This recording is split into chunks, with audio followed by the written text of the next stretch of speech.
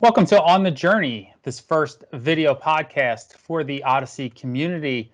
Happy to be joined by Patrick Ryan in this first month of 2021. I think one of the really exciting new features of our community has been the community calls, the engagement that we've had. What have you thought so far of this first month? Hey, Craig, Happy New Year.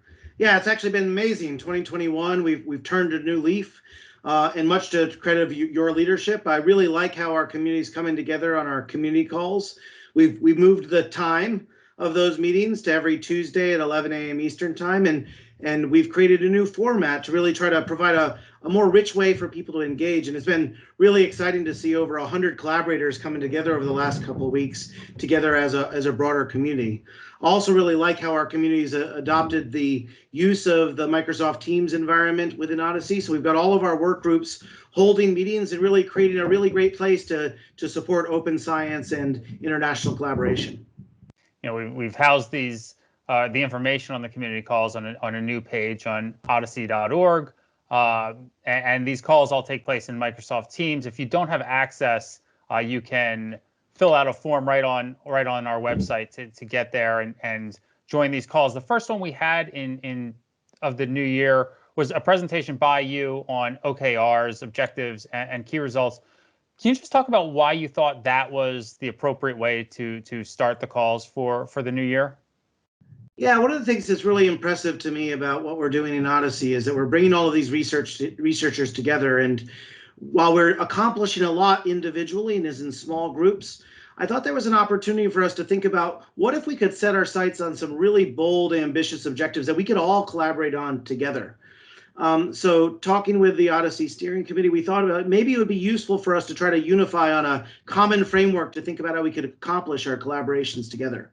And so we've settled on this objective and key result framework as a way for us to identify very specific, ambitious targets that we want to go after and some key results that we can evaluate ourselves on. And so the conversation that we want to have with the community is what should those overall objectives for the whole of OHDSI be, but also how can we use our work groups as a way to engage on very specific tasks. And so on the first call of the year, we talked a little bit about some of those overall ambitious goals that I think OHDSI could go after. Specifically, we talked about having an objective focused on generating and disseminating real-world evidence about key public health issues such as COVID-19, type 2 diabetes, and health inequalities. We've identified an objective that's focused on enabling the community to generate real-world evidence using the OHDSI tools and scientific best practices.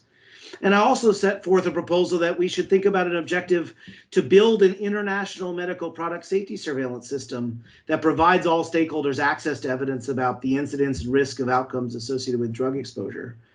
And with those overall objectives as kind of a target, we heard from our work groups this month that our common data model work group and the work that Christian Reich and Claire Blackadder have been leading is focused on trying to make sure that we establish one common shared standard that we can all adopt. We heard from Mark Suchard that the population level effect estimation group is focused on methods evaluation for COVID vaccine surveillance. And we heard from Martin Schumi that the Hades group is working on maturing our core tech stack so that everybody can use the same common tools and maximize the stability there. And our Asia Pacific groups are coming together and had their first kickoff of the year where they focused on what they're going to be doing regionally across the chapters in Korea, Australia, Taiwan, Singapore, and China, but how they're also going to work together towards common goals that are focused on standardizing data and educating on best practices throughout the region. These work group calls are happening within our team's environment. I know Elise Katzman's done a great job organizing them. There's a page specifically on ohdsi.org that will show you basically the full calendar, the next call of the week, and then, you know, basically the first call of the month for each working group. So certainly it's an area that we continue to need help. We're looking for more collaborators. And if these are areas that interest you, hopefully you'll reach out to somebody or just join a call and you know, see how you can become more involved or just kind of learn more about what everybody is doing. You know, that last working group call or the last community call where they talked about working group, you know, one of the things I've really enjoyed about these calls is providing some of the shout outs, some of the, you know, the impressive accomplishments that are happening within the community. It's really amazing around the world what our network is doing. Do you want to highlight some of them? Yeah, it is. It's pretty exciting when you start to think about each time all of the individual contributions. Now they're all fitting together. But I think that there's a few that I think are worthwhile calling out. There's been several publications in our community that I think are notable. But just to highlight a couple, there's been some really nice work in adopting the OMOP Common Data Model and expanding that's use cases. There was a nice paper about the extension of the model in oncology, led by Rima Belankaya, that worthwhile checking out. And also, Seamus Kent published a paper about how the OMOP Common Data Model can be used for health technology assessment.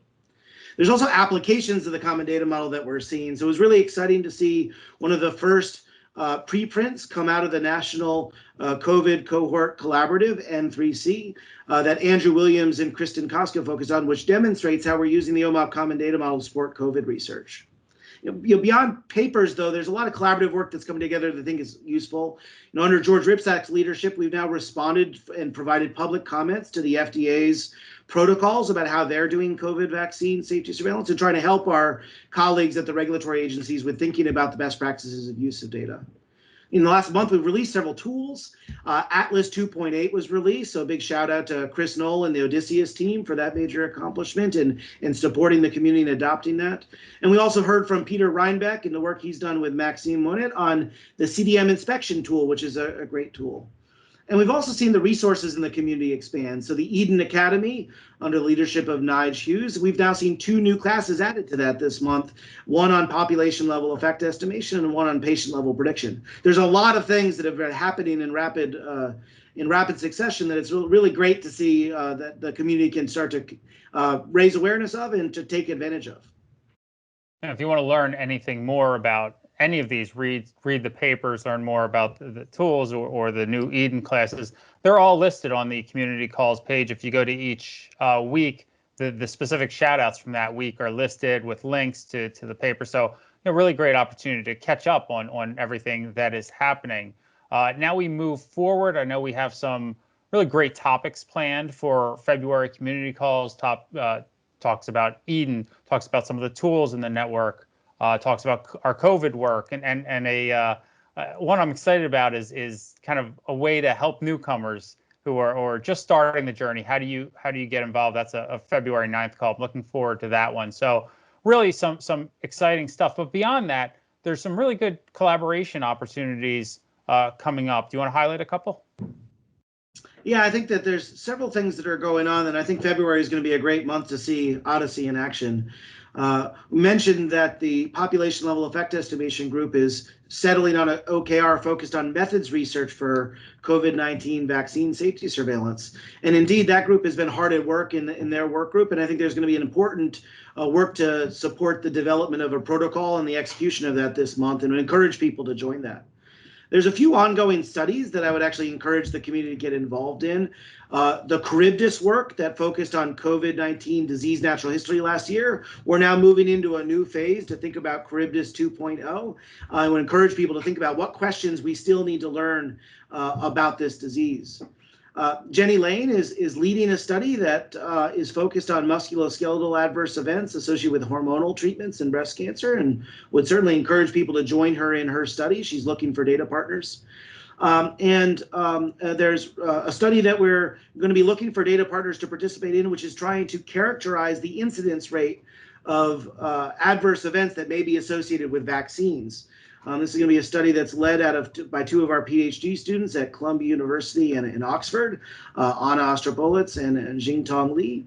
But several of us have already actively engaged in this, and we would love to see more partners join. The other thing that's a highlight about collaborations, the International Society of Pharmacoepidemiology, their deadline for abstracts is February 12th, and hopefully to see OHDSI have a strong showing of collaborative research submitted there. The journal Drug Safety has a call for papers. Deadline is in March, but I'd certainly encourage people to consider that. It's papers on machine learning for pharmacovigilance. So it's right in the wheelhouse of lots of the natural collaborations that are happening in the community. And then also I want to highlight the work that Case is leading within the IMI Pioneer project, which is focused on prostate cancer. And they'll be conducting a study-a-thon in collaboration with OHDSI and the Eden community in March. And there's some homework to be done if you'd like to engage in that. But I think these are all great demonstrations of how individuals can come together around the world to work on some pretty important problems that we can collaborate on together.